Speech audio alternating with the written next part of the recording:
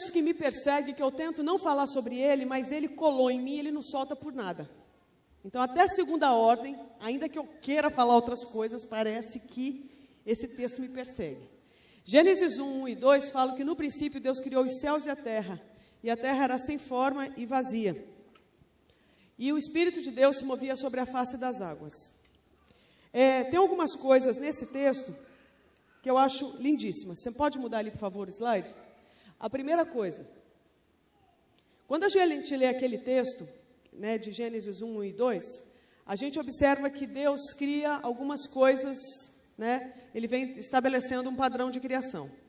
E a primeira coisa que ele cria é o quê que está descrito ali? É o quê? Normalmente a gente não responde, é que vocês estão colando. Mas normalmente a gente diz que a primeira coisa que Deus cria são os céus. Mas antes dos céus, Deus estabelece uma medida, uma dimensão chamada tempo. Eu quero que você comece a visualizar agora o poder desse que tem condição de criar o tempo. Hoje eu vim trazer um resgate sobre esse Deus que a gente diz que crê. Sobre esse Deus que a gente diz que é a base da nossa existência. Será que é realmente? Se realmente é, por que que a gente corre tanto atrás de controle? Porque nós estamos falando de um Deus que de cara, quando vê a terra desgovernada, desorientada, desvairada, sem noção, sem identidade, ele inicia um padrão de transformação e redenção para essa terra. Partiu da terra, entrar na fila e levantar a mãozinha e fazer um pedido de oração. Deus, eu estou aqui sem identidade, sem sentido, eu estou aqui sem nada, eu não tenho forma e estou vazia. Deus, olha para mim. Partiu da terra? Parte de Deus um movimento de ir ao encontro dessa terra. Estabelecer um padrão de transformação. Então, de cara, nós já estamos falando de um Deus que, basicamente, persegue, motivado por amor, quem precisa de amor. Esse é o nosso Deus. E aí, de cara, o que ele faz? Para começar tudo, eu vou criar o começo. E ele estabelece o tempo, essa dimensão de tempo para a Terra. Aí você observa, todos nós estamos sujeitos a essa dimensão, quer a gente queira, quer não. Não é? Hoje nós estamos, nesse mês, celebrando o quê? 4 anos de igreja. De onde vem esses 4 anos? Da dimensão criada por Deus. Ainda que eu queira parar esse tempo, eu não consigo. Ainda que eu queira voltar e retomar esse tempo que eu estou dando para vocês, e vocês estão dando nesse momento para mim, que esse tempo que nós estamos dando uns para os outros, nós nunca mais vamos recuperar. Ainda que a gente junte todo o dinheiro do mundo, esse tempo não volta. Esse tempo não está debaixo do meu controle. Ele está debaixo do controle de Deus. Então, nós estamos falando de um Deus que começa a exibir o seu tremendo poder, estabelecendo essa dimensão chamada tempo. E do tempo, ele começa agora a reorganizar céus e terra. Então, nós estamos falando de um Deus que governa o tempo, nós estamos falando de um Deus que governa os céus. Governa os céus, governa os céus. Governa os mistérios celestiais, sim. Os mistérios metafísicos, sim. Há mistérios para esse Deus? Não. Há dúvidas que ele tenha? Não tem. Ele é aquele que antecede tudo, é aquele que sempre foi, sempre será e sempre o mesmo. Ele é aquele que está estabelecido em total harmonia, sincronia, né? Ciente de quem ele é, sem crise alguma. Esse é o Deus dos mistérios, né? Esse é o Deus das grandes incógnitas para os homens, mas não há incógnita para ele. Não há X em equação que ele não saiba o resultado. Não há dilema, não há mistério, não há uma charada para ele. Ele é aquele que discerne todas as coisas. Então, nós estamos falando de um Deus dos céus, um Deus do universo, um Deus do cosmos, um Deus que entende todas as coisas espirituais, celestiais, metafísicas, sobrenaturais. Mas esse não é só isso que define esse Deus. Porque de cara ele se apresenta para nós como não somente um Deus de céus, mas também um Deus de terra. E eu acho linda essa descrição, porque ele podia ter se apresentado exclusivamente como um Deus de céus. Mas ele manda um recado para nós humanos. Eu também sou o Deus da terra. Eu também sou o Deus da matéria. Eu também sou o Deus que entende de pó. Eu também sou o Deus que entende do que é ser um homem plantado nessa terra. Eu também sou um Deus que entende da criação aqui, olha, nessa terra. Então ele manda esse recado para nós. O controle está debaixo das minhas mãos. O controle está aqui, ó, comigo. Não tem nada fora do controle de Deus. E ouvir essa mensagem em dias de tantas instabilidades, especialmente na nossa nação e nessa cidade, esse momento que a gente tem vivido no Brasil, de que você não sabe mais, talvez, quem é o presidente. Não é verdade? Que rumo que a gente vai ter? Qual que vai ser a taxa de juros? Não sabe mais nada. O câmbio, não sabe. Tudo pode mudar. Cada dia um que sobe, muda uma decisão do dia anterior. Não é assim que a gente está vivendo? Qual é a bomba do dia? Qual é a bomba do dia? Não é assim? Então, assim, onde você quase não consegue mais fazer planos. Onde uma decisão aqui oscila a bolsa de valores ali. Onde o mercado fica suscetível a um tanto de coisa. Então, parece que está tudo o quê? Sem controle.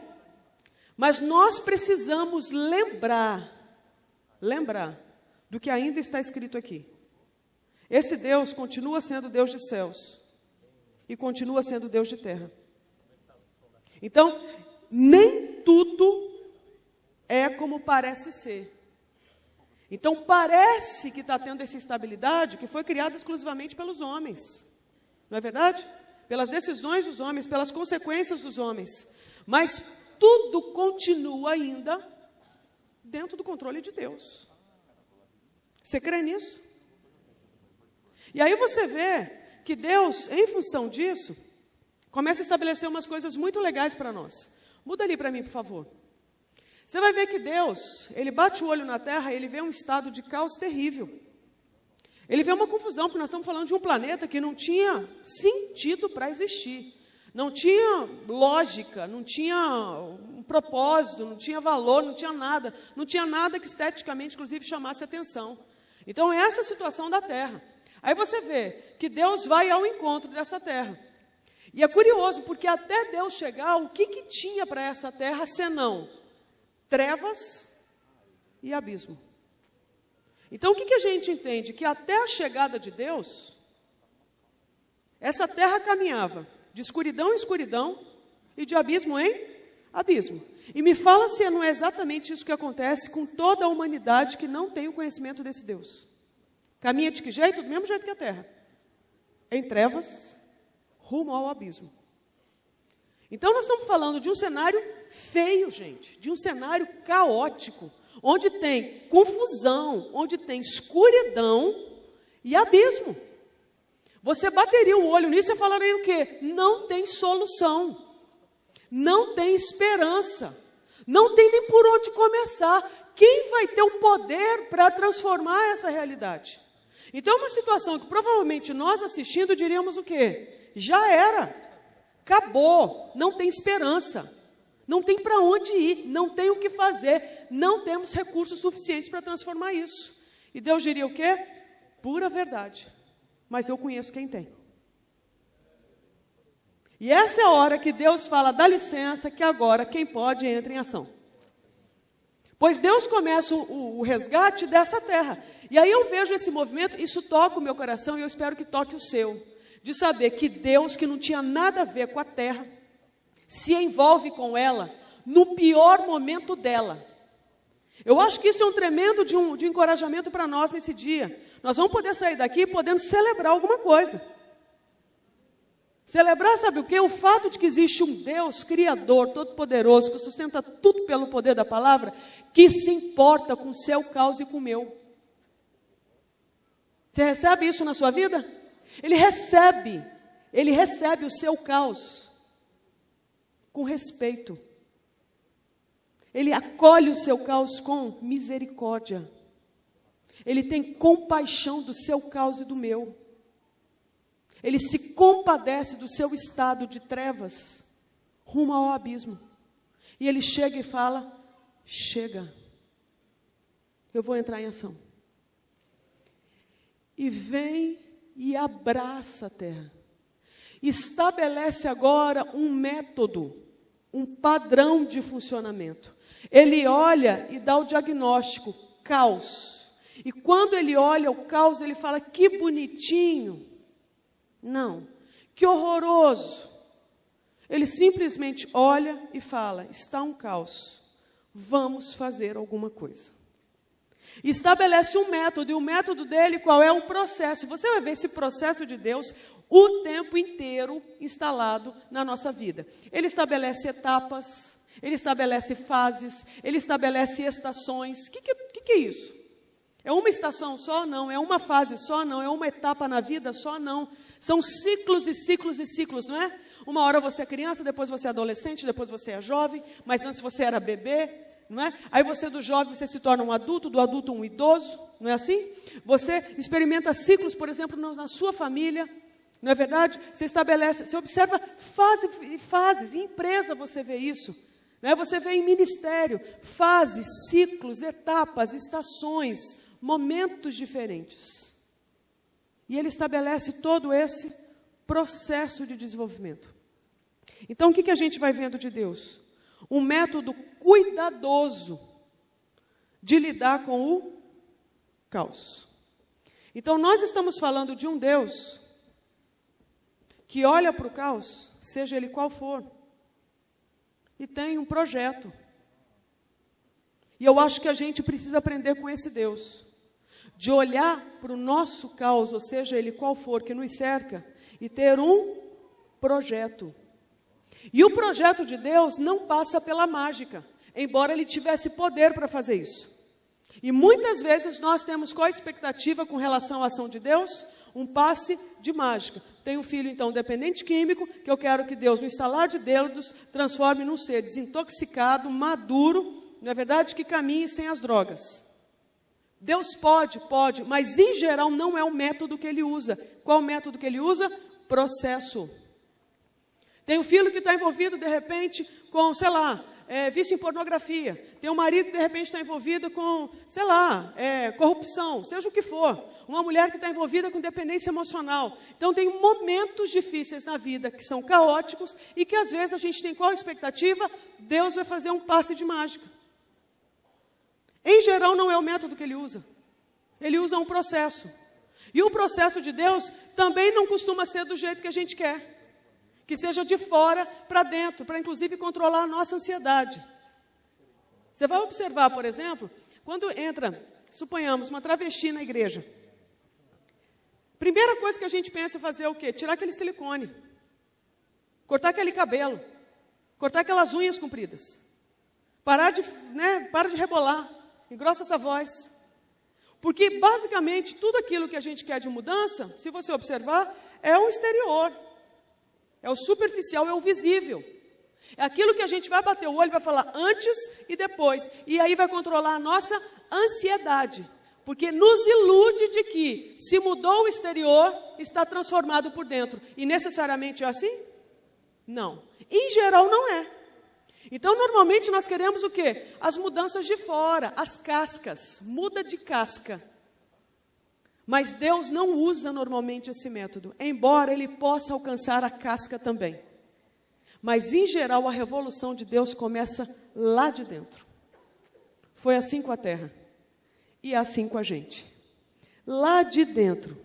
E o problema da gente não entender isso, que a gente começa a ter expectativas que são irrealistas. Ainda está desse jeito, ainda tem essa aparência, ainda fala assim, ainda anda assim. Aí você conclui o quê? Não mudou nada. Mas a revolução de Deus vem lá de dentro para fora. E normalmente as que são de fora para dentro, elas são passageiras. Um pouquinho de pressão volta ao anterior. Não é isso? Agora, quando vem de dentro para fora, elas costumam ser permanentes, eternas. Porque a sua essência foi transformada. Então, nós temos que entender que isso tudo está escrito para nós, para nossa alegria. para a gente ter expectativa realista, para a gente colocar todas as nossas ansiedades nesse Deus e deixar Deus assumir o controle definitivo, para que a gente possa descansar. Amém, irmãos? E aí você vê, então, que Deus começa esse padrão todo, pode mudar ali, por favor, e chega um momento que Ele convida um ser humano para fazer parte da jornada. Aí eu acho lindo, porque você vai ver em que momento o ser humano entra na história da Terra. Foi no começo da obra? Para bater uma laje, levantar uma coluna, cavar um poço, foi? Mulherada foi convocada para um faxinão, foi? Quando que o ser humano entra? Quando a casa estava pronta.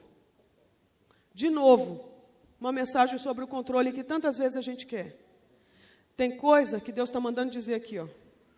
Tem coisa que só eu faço e mais ninguém.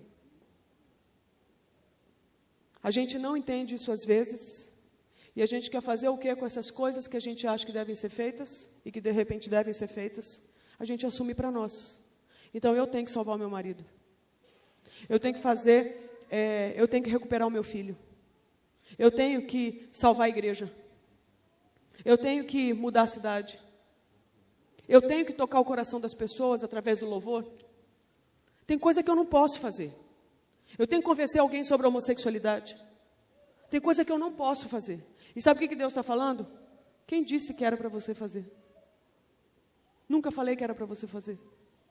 Deus está dizendo, tem coisa que só eu, Deus, faço. Você sabe para que Ele põe isso? Para o nosso descanso. E o descanso é uma das coisas que os crentes, infelizmente, não conhecem mais. Porque nós enfiamos na cabeça que nós precisamos fazer coisas boas para a gente ser amado por papai. Aí a gente é confrontado por um batismo de Jesus, onde o pai manda uma declaração de amor para aquele filho e fala, você será o meu filho amado quando você começar a pregar? Você é o meu filho amado porque você já fez muito milagres e não tinha feito nenhum? O que Jesus ouve do pai? Você é o meu filho amado, alegria da minha vida. Aí você vê que essa declaração de amor do pai não está atrelada ao desempenho de Cristo. Você vê que essa declaração de amor do pai está atrelada a uma questão só, o fato do pai reconhecer o seu filho como filho, estabelecer um vínculo de amor. Então, por que Deus ama Jesus? Porque Jesus é o filho dele. Isso é curioso para nós, porque nós não estamos habituados a isso. O estado de São Paulo é bombardeado por uma cosmovisão terrível secularista, que atrela o valor dos seus habitantes a desempenho. Estou mentindo? Estou mentindo? O quanto que vocês têm que correr para se tornarem alguém? O quanto vocês têm que trabalhar para se tornarem alguém? O quanto que vocês têm que dar sangue para se tornarem alguém? O quanto vocês têm que acumular para se tornarem alguém? Eu falo com conhecimento de causa porque eu me converti no estado de São Paulo. Eu me formei no estado de São Paulo, capital. Então eu fui submetida a essa cosmovisão e eu achava que ela era o quê? A única a ser adotada. Até que você vê que a Bíblia confronta esse estilo de vida, que diz o seguinte, quem disse que o seu desempenho é que vai te dar valor? O seu valor não vem pelo seu desempenho. Deus não precisa do seu desempenho nem do meu, Ele nos ama, ponto final. É difícil da gente aceitar isso, porque não é o sistema que está no mundo. O sistema do mundo te ordena, você precisa produzir para você se tornar alguém. Você precisa acumular para você se tornar alguém. E eu não estou dizendo que a gente não tenha que ter desempenho, que não tenha que trabalhar, não tenha que consumir nem nada. O que eu estou dizendo é que isso não precisa ser a força que nos move. E se for, gente, nós somos o povo mais infeliz dessa terra. Porque eu te pergunto, quando é que nós teremos o suficiente? Quando é que nós acumularemos o bastante? Quando é que nós não correremos risco? Quando é que todas as nossas necessidades vão ser supridas só no material? Nunca. Então nós vamos correr atrás do vento. E Deus está nos chacoalhando, dizendo o seguinte: você observou que eu crio esse Adão e não chamo esse Adão para fazer nada, a não ser usufruir do que eu já criei? Você vê a lógica do Pai? A lógica dele? Eu não estou te chamando para bater uma laje, eu não estou te chamando para desbravar, eu estou te chamando para nada disso, porque eu preciso de força abraçal, porque eu preciso de um operário aqui comigo.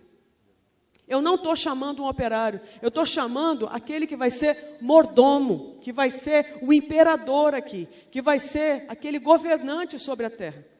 Aí você vê que esse Deus estabelece um padrão de existência para esse que é o precursor, que é Adão. E aí ele começa de uma forma muito linda, porque ele não chama uma multidão, ele chama um. Aí você vê o padrão de Deus, o Todo-Poderoso, que tem, hostes celestiais, exércitos. Então é um Deus que entende de quantidade. E ele começa a humanidade com um. Aí você vê a singularidade, a particularidade do relacionamento de Deus com o ser humano. Então a história de Deus começa com cada um de nós, em cada um de nós. Amém? Então ele não trata com a massa, ele começa com um. E esse um, ele estabelece um outro padrão. A partir de agora, nós começamos uma jornada. Aí você vê o cuidado desse Pai, desse Criador, de todo santo dia, no final da tarde, descer para fazer o que com esse filho? Caminhar com ele. Você sabe o que Deus está dizendo para nós? Eu criei o bonito do Adão.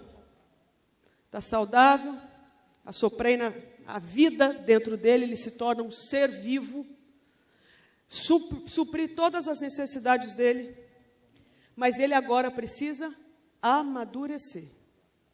E o que o pai faz para amadurecer o filho? Caminha com o filho, discipula o filho. A primeira aula de discipulado que a gente observa está aí, entre Deus e Adão. E aí eu te pergunto, hoje, nós temos o tempo necessário, dado pelas empresas, dado pelo governo, pelas leis aí, para a gente discipular os nossos filhos? É uma prioridade para eles? Hã? Alguém fala disso? Hã?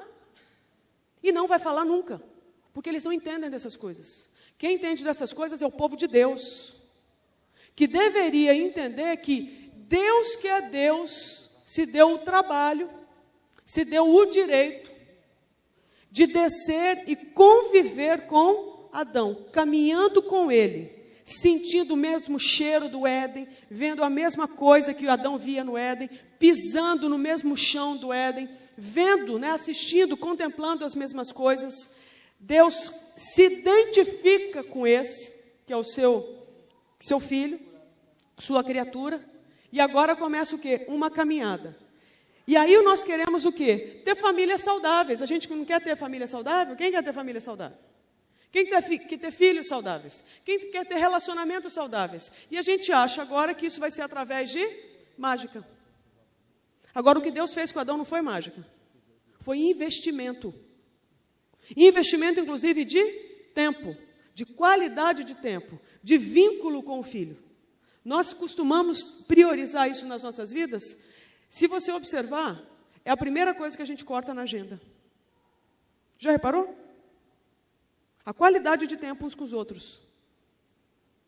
Então Deus podia ter enxotado Adão, jogado lá no Éden e vai embora. Só que Deus se dá o trabalho de ir caminhar com ele. Por quê? Porque ele sabia que para esse homem se desenvolver tem que ter um modelo. Porque o homem veio do barro. E o barro precisa ser moldado. Sem molde, sem direção, o barro só é barro. Agora, Deus não tinha para nós a vocação de ser só uma bola de barro. Era para ser o quê? Um ser que o representasse na terra, que fosse a sombra dele na terra. E ele cria esse homem, e começa com esse precursor, com esse pioneiro, que foi convocado, vocacionado, ungido para o quê? Iniciar essa grande obra, que é o quê? A raça masculina. A porção masculina, vocacionada para isso, para meter as caras, para ter estômago para isso, para ter fibra, para ter força, para ter visão. Você vai observar, boa parte dos homens no planeta são aqueles que iniciaram as descobertas, as invenções, né? Que inventaram coisa, que abriram campo, que criaram, que levantaram, que construíram. A ala feminina pode? Pode. Agora, é algo natural? Não, precisa de treino. Precisa de estímulo, porque não brota naturalmente. Salvo raríssimas exceções. Mas, em geral, o masculino é assim. Agora você vê, Adão teve um modelo? Adão teve um modelo que foi o Criador. Com isso eu quero te dizer o seguinte. A gente experimenta muitas tristezas, talvez, vendo a forma como os nossos discípulos, os nossos filhos se portam. Mas se a gente fizer um resgate lá atrás, a gente deveria se perguntar o quanto de investimento nós demos. Eu não estou falando de investimento financeiro só, porque a gente enfiou na cabeça que investimento só é material. Não deixei faltar comida, não deixei faltar escola, não deixei faltar curso de inglês, não deixei faltar esporte, não deixei faltar coisa, brinquedo para ele. Mas eu pergunto, eu faltei ou eu estive lá? E a gente quer que as coisas sirvam de modelo para os nossos filhos. Então você imagina, vai ser assim automaticamente? Não vai. Aí você observa, eu, por exemplo, sou mãe de um menino. O menino foi gerado em qual barriga? Na minha. Até cabia na do Diniz. Deixa eu ficar o veneno aqui. Mas foi gerado na minha. Aí o que aconteceu? O menino nasce, 9 meses aqui, nasce. Quando nasce, você fala assim, puxa, agora vou entregar para o mundo. Ele nasce de que jeito? Ele sabe que ele é gente? Ele sabe comer? Sozinho? Ele sabe tomar banho? Se vestir? Andar? Ele sabe o nome dele? Ele sabe o gênero dele? Ele sabe quem é Deus? Ele nasce um trocico desse tamanho que nem enxerga direito. Ele não sabe nem quem ele é ele. Ele mal e mal identifica a minha voz. Certo? A do pai ele nem sabe, porque ele ficou 9 meses de existência conectado com os meus sons. Então ele está conectado comigo, só que ele é macho. E está conectado comigo, que sou fêmea. Aí, detalhe, ele sai, depois ele vai para onde? Ele volta. E boa parte do dia o menino fica pendurado aqui, de um lado aqui, de um lado aqui, de um lado aqui, de um lado aqui, não é não? Então ele continua conectado com quem? Com a fêmea. Aí você quer que esse cara seja o resolvido, o hétero, né? O marido, o pai de família. Mas até agora ele está tendo só estímulo de quem? Do feminino, porque ele precisa desse feminino. Por quê? Porque agora é tanta fragilidade que ele precisa agora ser ministrado por um outro lado da humanidade. Muda ali, por favor. Que é aquele que Deus pode mudar. Que Deus convocou, de novo, aí. Ele convoca agora um lado, né? Que é não mais esse que é todo para fora, que inicia as coisas, que mete as caras, que é o lado masculino. Ele é tão frágil que ele precisa de alguém que o envolva, que o acolha, que venha nutri-lo. Então Deus convoca também essa porção da humanidade que agora não é mais o macho, agora é a fêmea, que é vocacionada para as entrelinhas. Concorda? Para os detalhes. Para o interior, não é? Tanto é que a gente é diferente, né, do universo masculino, que é todo para fora, nós somos o inverso, a gente é toda para dentro. Enquanto o homem é uma ponta, não é? A mulher é o quê? É um tubo todo para dentro. Então o nosso forte é tudo aqui para dentro. Tanto é que ela é convocada para aparecer quando na humanidade? Quando o bonito do Adão precisava de ajuda para dar nome para animal? Adão teve um problema que foi a solidão. E a solidão estava onde? Dentro dele. Tinha um buraco na alma de Adão que não tinha o quê? Companhia. Ele não tinha companhia. Então ele estava vivendo um momento de solidão, ele precisava partilhar, ele estava solitário. E isso não era bom, como disse Deus. Não é bom que um cara desse esteja só. Então Deus convoca aquela que vai ter o quê? A competência, a habilidade de ministrar nas coisas de dentro de Adão. E convoca o lado feminino, que é a especialidade. Agora você imagina a Eva chegando no Éden. Quem ela vê? Um tremendo de um cara, sozinho e sofrendo por isso.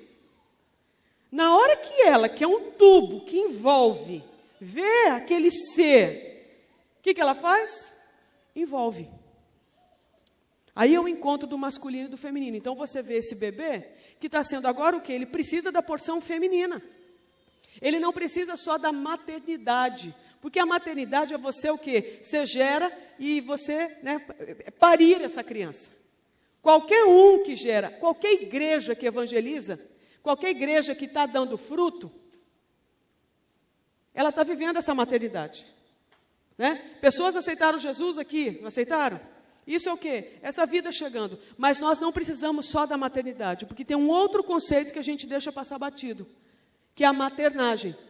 Agora, a maternagem, que pouca gente conhece, é o quê? Não é só dar à luz, não é só evangelizar. Agora, a gente tem uma outra demanda, que é o quê? Cuidar. Então, por exemplo, esses dias teve uma notícia que o Diniz contou para mim, que foi o seguinte. Eu não sei se vocês viram, não sei se foi aqui em São Paulo, no estado de São Paulo, que acho que um cobrador, um motorista de ônibus, estava de madrugada, né, porque ele pegava o trabalho muito cedo, saiu de casa e foi pegar ônibus para ir para o trabalho.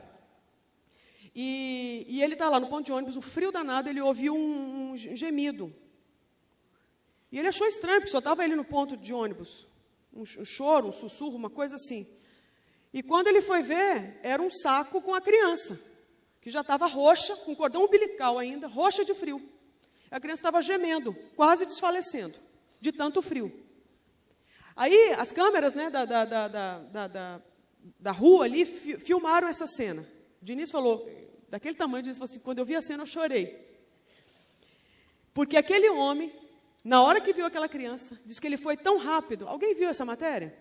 É isso mesmo? Pegou a criancinha e saiu correndo, tentando aquecer a criança. Tirou a blusa, né?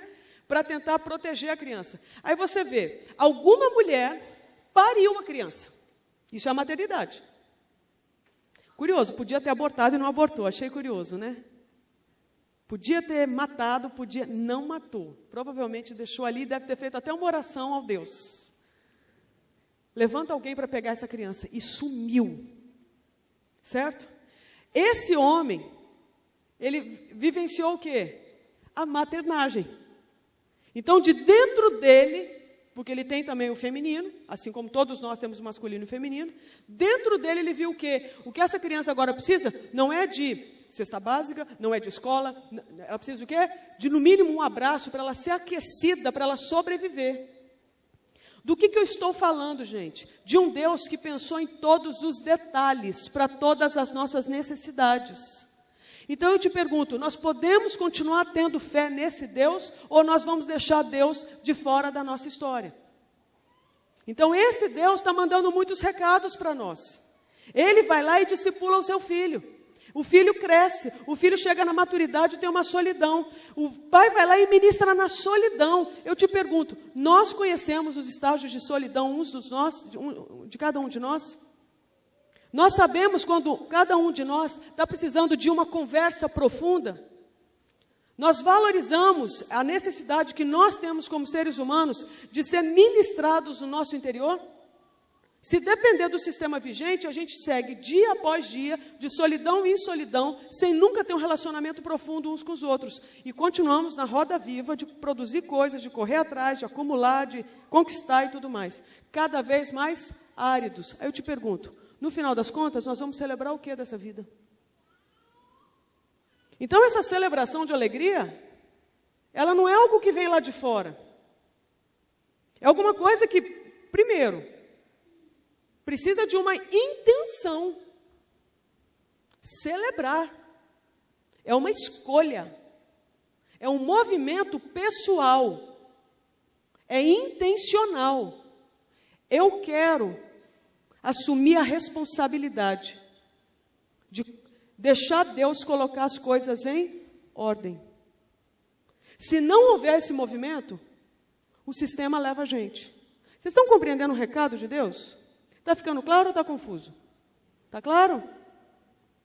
Então, nós estamos vendo que só em poucos versículos das Escrituras, Deus está mandando muitos recados para nós. O caos vai continuar um caos até Deus entrar. Agora, Deus entrando, Ele não deixa as coisas do jeito que estão. Resta saber se nós vamos deixar Deus fazer as coisas. E se Ele fizer, o que Ele, em geral, vai fazer? Estabelecer um processo. E um processo que vai começar de dentro para fora. Mas a gente pode continuar insistindo em manter as coisas o quê? Sob controle lá fora. E aqui dentro continua um caos. E o que Deus está falando? Não funciona. E aí eu acho que a gente pode se perguntar, né? Na verdade, será que Deus realmente se sente Deus da nossa vida? Se eu perguntasse hoje para Ele, o Senhor realmente acha que o Senhor reina na minha vida? Porque talvez Ele sim tenha poder em algumas áreas. Em geral, a gente entrega o espiritual para Deus. Porque a gente ainda não desenvolveu, talvez, métodos para a gente piratear o trabalho de Deus nessa área. Mas no campo, por exemplo, da alma e do corpo, está entregue. A gente deixa qualquer um reinar, a gente reina. A gente deixa qualquer invasor fincar uma bandeira e falar, isso aqui é meu.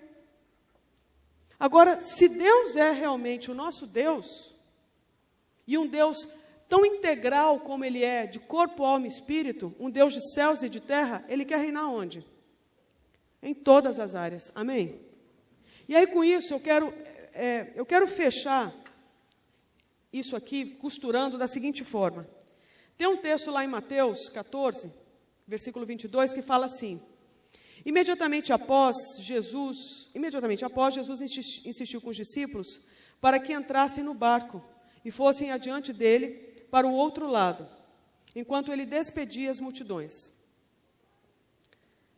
Então Jesus ele dá uma ordem, né, para os discípulos dele. Nós vamos lá para o outro lado. Essa é a ordem de Jesus. Certo? Tem esse barco, tem esse tanto de água, tem uma multidão. E o comando é ir lá para o outro lado. Essa é a ordem. Assim que mandou o povo embora, subiu sozinho a um monte para orar. Ao chegar da noite, lá estava ele só. Então, o que você está vendo aqui? Que Jesus deixou os discípulos sozinhos. Certo? No barco, no meio da água. Todavia, o barco já estava longe, no meio do mar, sendo fustigado pelas ondas, pois o vento era contrário. Então, mesmo estando debaixo dos cuidados de Jesus, pode ser que os ventos fiquem contrários na nossa vida? Pode. Significa que Ele não está por perto? Não. Significa que mudou o plano? Não. Ainda que tenha vento contrário, que tenha onda altíssima, o comando é, nós vamos chegar do outro lado do mar.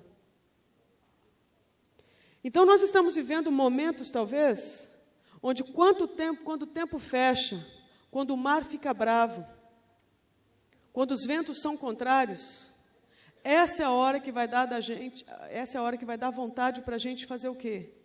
Assumir o controle. E mudar a ordem inicial. Aí a gente tem que lembrar o resto da história. Na quarta vigília da noite, foi Jesus ter com eles, andando por sobre o mar. Sabe aquilo que parecia ser incontrolável para os homens? Jesus pisava. Sabe aquilo que parece ser, não tenho o que fazer, eu não tenho mais, não tem como, virou chão para Jesus. De novo, nós estamos falando do mesmo Deus, que cria tempo, que cria fase, que cria estação, que cria céus, que cria terra. Sabe o mesmo Deus de Gênesis? Ele está aqui, pisando no mar. Aquilo que parece ser o grande problema que vai acabar com a gente, não é nada para Deus. Não abala Jesus. Não afoga Jesus. não estressa Jesus, não consome Jesus, não confunde Jesus. A ideia continua a mesma. Seja com mar revolto, seja com vento brabo, não importa, nós vamos chegar do outro lado do mar. Você está entendendo o recado de Deus? Quando os discípulos o viram andando sobre as águas, ficaram aterrorizados e exclamaram: é um fantasma! E gritavam de medo. Quanto de medo a gente passa quando a gente olha o vendaval chegando, quando a gente olha o mar virando, e a gente fala o quê? Já era, não tem para onde ir, e o medo nos consome. Mas imediatamente, Jesus lhes disse: tende bom ânimo, sou eu, não temais. Sabe aquilo que parece ser o auge das suas trevas, do seu abismo? O que Deus manda te falar? Tende bom ânimo, não desfalece não desista. Eu continuo sendo eu. Sabe aquele que esteve no princípio? Eu continuo sendo o mesmo. Não temais. Ao que Pedro exclamou: Senhor, se és tu, manda-me ir ao teu encontro por sobre as águas. Então Jesus lhe respondeu: vem. E Pedro, deixando o barco, andou por sobre as águas e foi na direção de Jesus. Todavia, reparando na força do vento, teve medo e, começando a afundar, gritou: Senhor, salva-me. Então, Pedro, provavelmente, nessa hora, foi tentado de novo ao quê? A pegar o controle. Quando ele muda o foco, que Jesus estava controlando, quando ele muda o foco, ele tira o controle da mão de Jesus, e quando ele olha, ele quase afunda, e o medo vem. Nisso, Jesus estendeu imediatamente a mão e segurou-lhe e lhe disse: homem de pequena fé, por que duvidaste? Olha o poder da dúvida. O poder da dúvida afoga a gente. A gente precisa de uma dúvida só para afundar no meio do vendaval, no meio do maremoto, no meio da confusão, no meio do caos. Assim que ambos entraram no barco, cessou o vento. Então os que estavam no barco adoraram-no, exclamando: verdadeiramente, tu és o Filho de Deus. Depois de atravessarem o mar, chegaram a Genezaré. Eu te pergunto, a missão foi cumprida? Chegaram do outro lado? Mas nesse meio tempo foi tranquilo? Foi caótico e Deus abandonou? Não. Talvez estejamos vivendo dias de mar revolto e de vendavais. E isso vai dar uma tremenda vontade da gente entregar o quê? A fé, abandoná-la e assumir o controle. Tenho que fazer alguma coisa. Aí eu vou te dizer o que vai acontecer. Nós vamos cansar, frustrar. E Deus está nos convidando: volta para o princípio. Creia. Aí você fala: mas eu não tenho fé. Então peça e Deus dá. E eu quero terminar fazendo essa oração, pode ser? Você receberia no seu coração uma porção de fé hoje? Será? Pensa bem. Porque fé é a certeza das coisas que se esperam, não é? Quer dizer, você tem a certeza daquilo que você espera, mas chegou? Não. É você pisar numa ponte invisível. É você botar o pé no meio do mar e aí depois ele abre. Então a fé é a certeza. E eu tinha um professor que falava que fé não é uma coisa assim, né, etérea, volátil. É o quê? Ela é uma matéria, é uma substância que precisa ser desenvolvida, nutrida. E eu acho que a gente podia fechar, então, esse tempo, pedindo para o Deus, talvez, a única coisa que vai combater esse mau hábito da gente assumir o controle de todas as coisas. Eu acho que a gente podia, inclusive, entregar esse controle para Deus. Às vezes a gente se cansa, porque a gente está procurando fazer aquilo que é tarefa de Deus. E sabe o que Ele faz? Ele não vai lá e arranca da sua mão. Ele espera a gente cansar. depois que a gente cansa, que a gente viu que a gente não deu conta, que alguns chamam de o fundo do poço. Eu tenho um amigo que fala que não é o fundo do poço, é o fundo do eu posso. Quando eu reconheço que eu não posso mais, e aí eu deixo Deus agir. Eu acho que Deus está nos convidando para esse momento de descanso. Esse momento de descanso, e você vai falar assim: olha Deus, o que estava ao meu alcance eu fiz. Eu não posso mais nada além disso, a não ser que o Senhor me capacite. Caso o Senhor não queira me capacitar, então eu entrego para o Senhor e deixo o Senhor agir no seu tempo, nos seus termos. E nesse meio tempo eu vou agora usufruir a sua presença. Isso é celebrar a alegria, gente. É celebrar a alegria de que você sabe que existe um Deus que toma conta de todos os detalhes. Um Deus que antes que a gente necessite, Ele já o que? Nos supre. Um Deus que sabia dos grandes problemas que a humanidade passaria, já mandou a solução para todos eles. Agora, tudo isso só é ativado, acionado via fé. Não tem como agradar a Deus se não for via fé. É o que a palavra fala. E a fé não é um dom meu, a fé é um dom de Deus, é um presente que Ele me dá. Resta saber, te dá um presente, uma caixinha maravilhosa, mas se não abrir e não usar, não vai resolver para nada. Então eu acho que Deus está querendo nos motivar a dias de fé, a dias em que nós vamos descansar no sobrenatural de Deus, dias que nós vamos descansar sabendo que existe um Deus, que embora que esse mundo esteja caído, fadado ao fracasso, que jaz no maligno, Ele continua sendo Deus. Então a terra talvez passe por momentos de crise, mas não Deus. O trono de Deus continua inabalável, o reino de Deus continua inabalável. Céus e terras passarão, mas o reino de Deus permanece para sempre. Resta saber quem crê nessa palavra, quem creu na nossa pregação. Eu acho que Deus está convidando a gente para dizer um sim e falar: Deus, na prática eu não sei nem como é que vai ser. Isso já é o controle querendo chegar.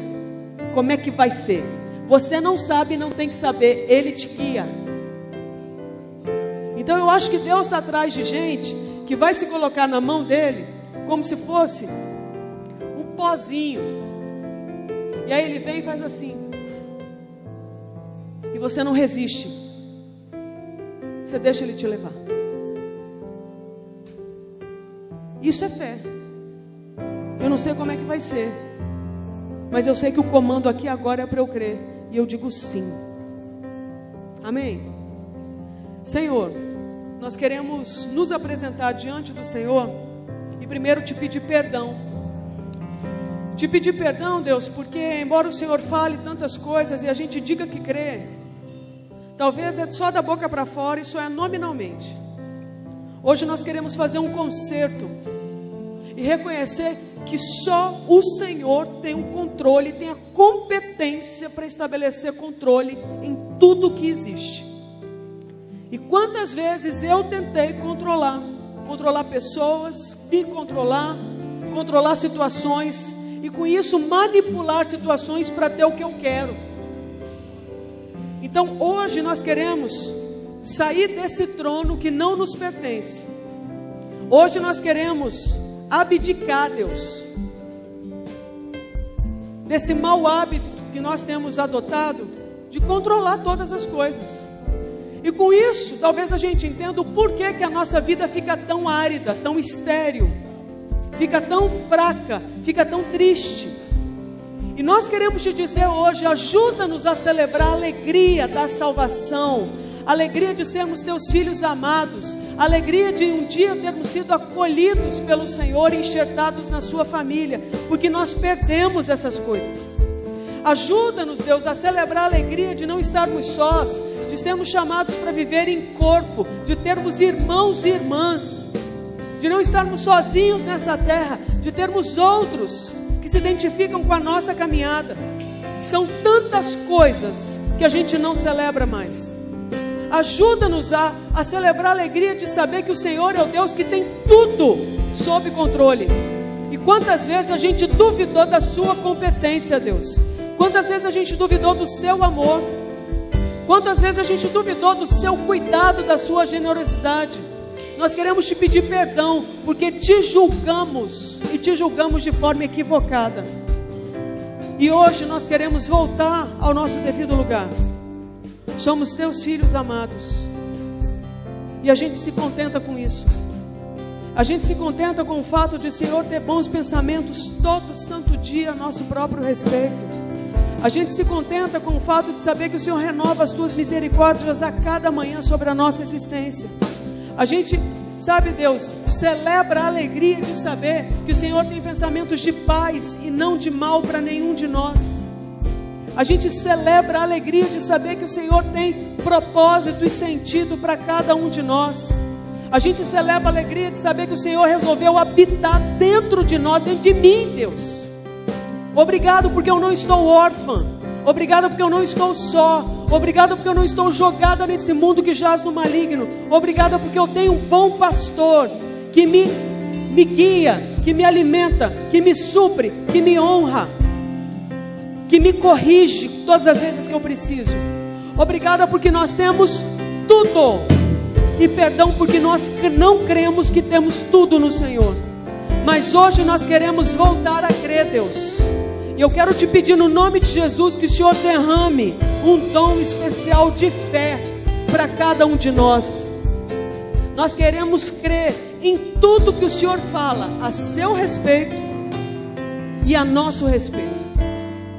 Tudo que o Senhor diz que sai da sua boca, nós queremos concordar. Ainda que os tempos mudem, ainda que os ventos fiquem violentos, ainda que o mar fique revolto, ainda que as circunstâncias sejam contrárias ao que o Senhor diz, nós queremos manter o controle na sua mão. E hoje nós saímos daqui já pela fé celebrando o fato do Senhor assumir a nossa existência, em nome de Jesus. Amém. Faz assim agora, ó. De novo. Descansa no Senhor porque Ele é bom. Amém.